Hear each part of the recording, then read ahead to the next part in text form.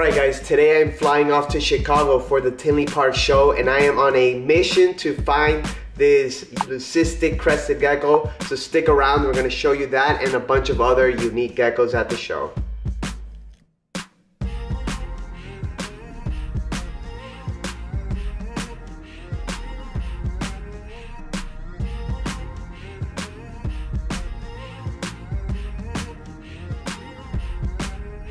I'm Lindsay with Cool, Calm, and Crested, Okay. and I'm here with Gambit. It's a tuxedo line Sorak. And what is a Sorak? So a Lily Super. A Lily Super Cat. Yes. Yeah. So she hatched out black, but with these normal eyes. I wasn't expecting her to get all of this white patterning or anything, but she did. So she was mostly black when she hatched? She was completely black. Oh wow. She started developing all of these white spots. Come here, Mama. Yeah, her eyes were completely normal whenever she hatched. Her nostrils were pretty small. Yeah. But every shed, her nostrils seem to get a little bit bigger. So I don't know if you can see that or not, but she has no spectacle eye or draining issues with her That's good. sinuses. She's doing wonderful. So.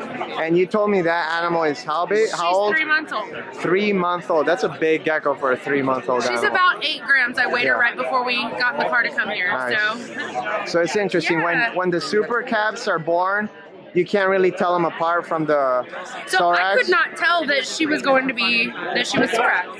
Her mom is a frat. Yeah. And I could not tell. She was completely black. She didn't have any of the white around the feet like Soraks typically have. Yeah. And then as she started to develop and I started posting her, people started telling me, oh, I think that one's got the Lily gene. And I was like, I don't know. But now it's pretty apparent. She's got some really cool white spotting going on the belly, and just here showing her off. She's doing wonderful, has no issues with like laborious breathing or anything. So Nice. excited to see what happens with her.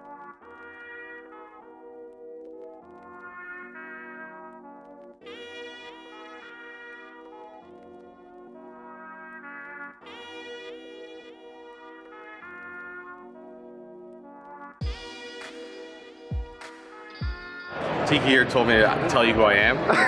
I don't need to tell you who I am. If you don't know who I am, you shouldn't be watching this video. Exactly. So this is Northern Gecko. MORPHS is over here. Anyways, he has these cool amelanistic looking or hypo, whatever you think they are, Leachianis. What do you think they are? Firstly, let's take it in the light. Does it look better here? If I, like, just because the light is on it, you can see the colors? Yes, it looks So you great. see like the oranges on it? Yep. It's really neat. Anyways, so these are coming out of, these ones, and we got a few of them have come out of a Moro pair that we've had for a long time. Do you think it's amelanistic or hypo? I don't know. I mean, who knows, right? Yeah. We don't know until we try and prove it out and see if we can prove it out, because maybe we can't even prove it out. Yeah. What I've heard from other people that have some of these hypos, they're around. Like you can see, there's that one that we produced a long time ago that came out of a Super X pair, and I think I bought a few also from some other breeders. We're trying to get a few of them together, but so far what I've heard from people that say they've put them together is that they're not getting any hypo offspring. Really? Yeah.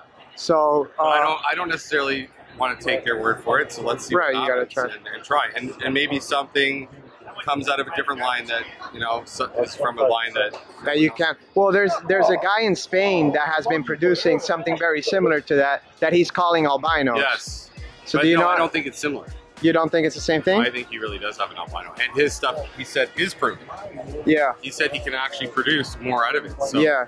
It probably is a true albino of some sort. Yeah, he has some that look like T positive, some that look T negative. But this is very interesting because I think this would be maybe like a T positive. Or this is definitely different because to me, I don't know, the eyes don't have any sign of being albino or anything like that. Yeah. It's really just, I guess, a washed out kind of hypo gecko, I think. But what to call it, I don't know, actually, other than a really cool white gecko. And these came from your Moro pair, right? Yeah, we have a pure Moro pair. Actually, we have a couple pure Moro pairs. And it seems that this one Moro pair has produced actually other ones to varying degrees. So not necessarily just completely white like this, but we've seen it like with like, I wish you would have brought the other one too, so you could see the splotching. Yeah. definitely not a normal looking Leachie also. Right. And they don't fire up any darker than that. No, this is it all the time. This is Yeah. what we see.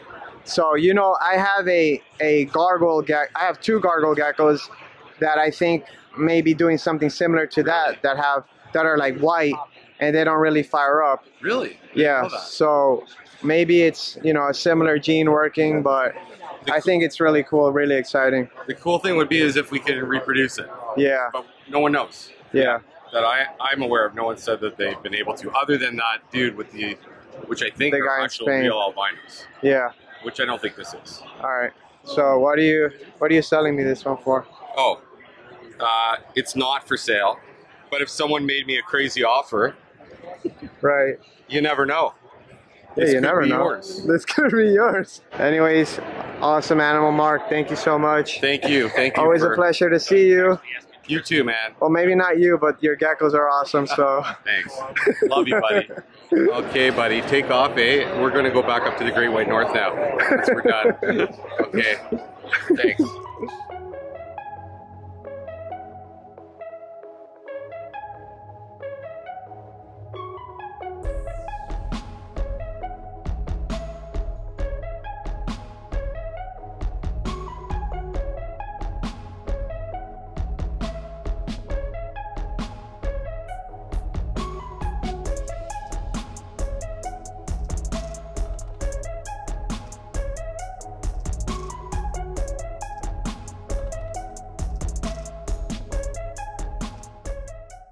I'm Kristen with Crusty Works and Carnivorous Plants.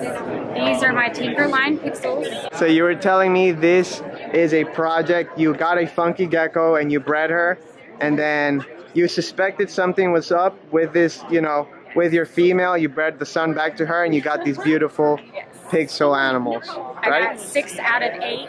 2 normals and then 6 of these. She's very different from her other siblings. From your experience so far, do you think these are like incomplete dominant or recessive? I have no idea. I feel like deep down they're recessive just because of how I've got them, and then some that are very similar that I've seen of babies that people have been producing now. Yeah. Their parents look nothing like. But I don't know. It's definitely something, but I have no idea, and I'm hoping by mid-April or so next year we'll know for sure. Yeah. And what do you think the pixel is doing to the harlequin markings? It's like, definitely on these guys, it breaks up the dorsal, and even the scales on the dorsal, they're very scattered and they're very small compared to the regular. They're very soft scaled as well. Yeah. But it definitely, I almost feel it has something to do with the tiger in mine. Yeah. Where it just breaks up across the back. Yeah. This is definitely something that's very dominant in it. I've bred dad to other females, and it's all the same. On all of his offspring, you get where the crest comes to about shoulder, and then they just scatter. Wow. And you think there are a couple different types of pixels out there? Because I know right now we're still kind of early, so, you know, some people are calling certain things pixel that might or might not be. But what do you think about that? You think there's different types? I think there's possibly different types. It could be they're completely different from each other. I have no idea yet. I know that mine look a lot different from a lot of the other things being called pixel, but that doesn't rule anything out just yet. So I'm super excited for the next few years for these guys. Yeah.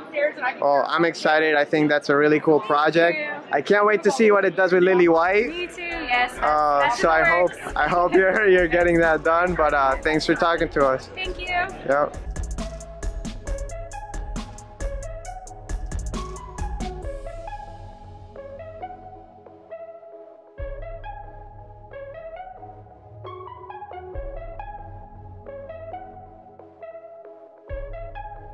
I'm here with Kelly of Eclipse Exotics, and she's showing off some beautiful gargoyles. Did you produce this one?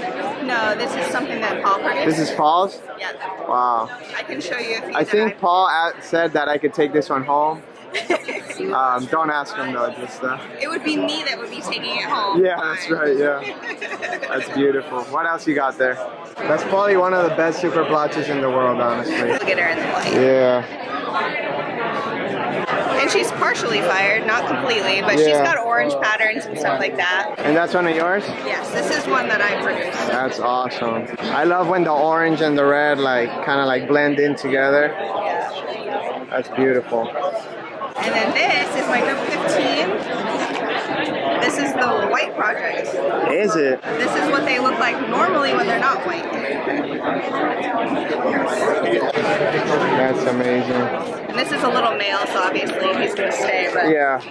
He just came to show him off. yeah. Look at this Leachie here. Is this a pure or a cross? Pure Nuami. Pure Nuami, alright. Did you find a boy for her? So we're gonna use a mixed locality for the first season that she's in. Yeah, I mean, you want to breed that to the highest color. Wow. And then for the next season, we're gonna possibly look for a pure. Really fired up. Yeah, she looks amazing. And it never does justice even on videos or anything. Yeah, I Person know. is way better. Gotta come see them in person. And obviously she's grumpy, everybody knows that. Yeah, I remember that video where she bit you. Yes. Purple spot right there. Yeah, oh yeah, that big spot right there. Yeah. She's awesome. And we have babies here too. that are From her, not from her. From this Same line? line, yeah.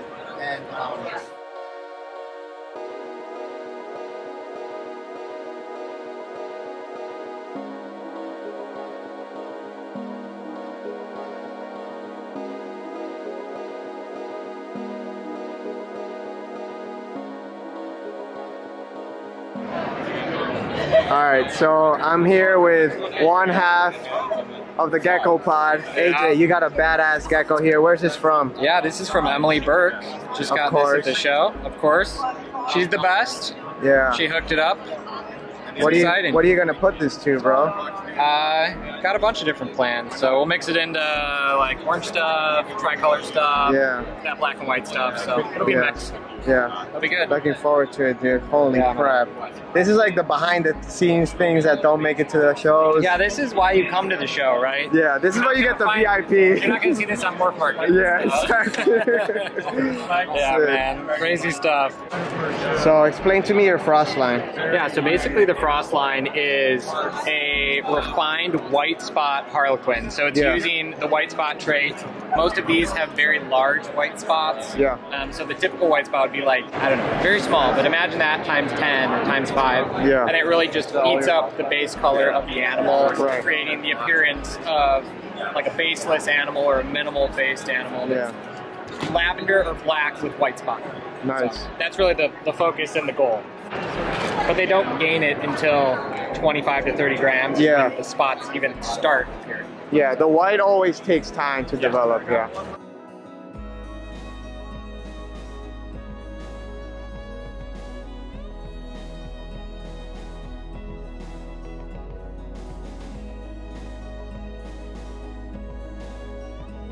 I'm here with Kevin with Fireside Geckos, and this boy is absolutely crazy.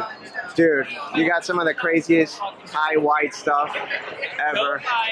What's your favorite projects that you're working with? I have a project that I've coined. It's called Project Primetime. So I'm all about white walls. So I just love when an animal hatches out of the egg and you know it's a whole thing. And that's my favorite feeling. And so I actually have one on the table I can show you.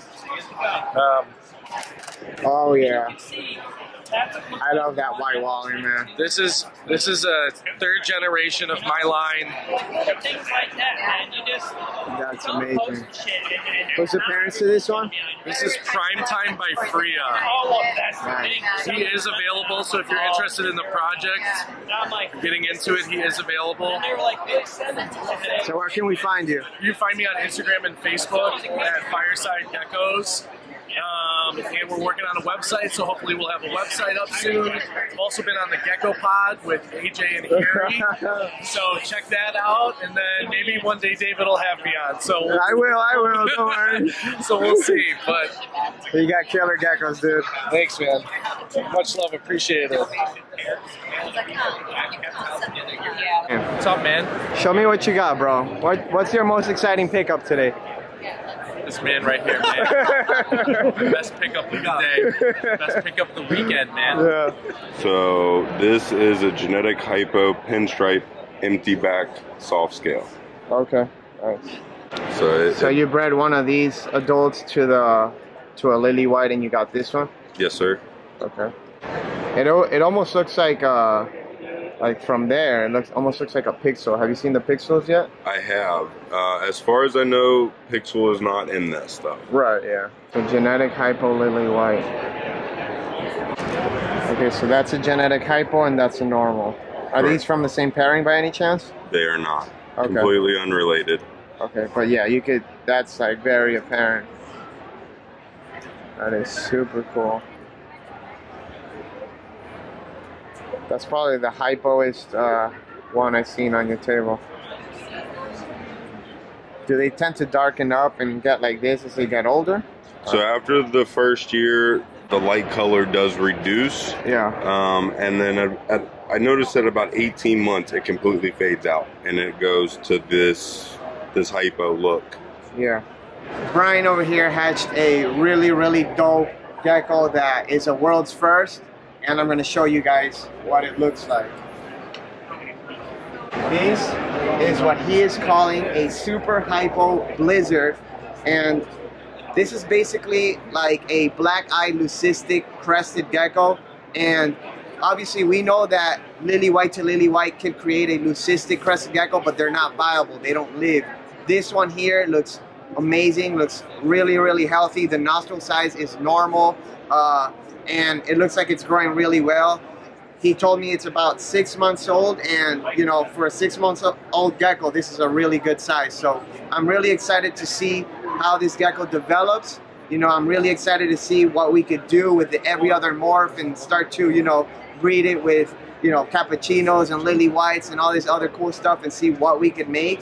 But this is definitely something very exciting to the crested gecko community, to the crested gecko world. You can see that even on the top of its head, it's almost like translucent, like you could see the eyes from the top of the head, and it has a little bit of like a yellow tint down the dorsal. Now I don't know if it will keep that or if it will get rid of that as it gets older, because we've seen the ivory blue tongue skinks are kind of similar and they tend to fade. But regardless, this is a really cool gecko. This is my first time seeing this in person, and I am stoked. I can't wait to see what this animal does in the future. Now, this is the super form, so, you know, obviously if you breed 2 of what he's calling genetic hypos, you will get this one of these super blizzard, super hypo geckos. Now, the heterozygous form is going to be these geckos here. Now, they definitely have like a hypo-ish look. You can almost see like the eyes through the top of their head, so it's almost like a translucent type thing, but it's really cool. They don't get dark at all, so I'm really excited to see what, you know, when we start plugging this into every other morph. So check that out. That's definitely a first for me. I've never seen a gecko this white in person, and I'm looking forward to seeing what we could do with it. If you liked the video, do me a favor and hit the thumbs up button, and don't forget to subscribe.